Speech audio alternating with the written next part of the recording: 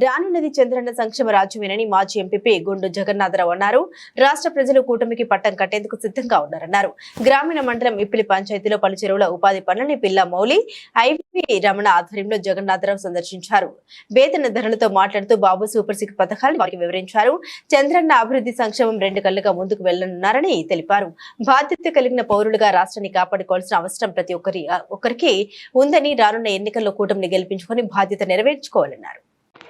ముఖ్య అతిథిగా వచ్చినటువంటి మన గొండు శంకర్ గారి ఎమ్మెల్యే నాన్నగారు అయిన మన మాజీ ఎంపీపీ సభ్యులు గొండు జగన్నాథరావు గారికి, అలాగే వేదిక మీద ఉన్నటువంటి 8 గ్రామాల నుండి వచ్చినటువంటి సర్పంచులు, ఎంపీటీసీలకి అందరికీ పేరు పేరున ధన్యవాదాలు. ఈరోజు రాజకీయ చరిత్రలోనే ఒక కొత్త అధ్యాయం. ఈ శ్రీకాకుళం నియోజకవర్గంలోనే పుట్టి 40 సంవత్సరాల సుదీర్ఘ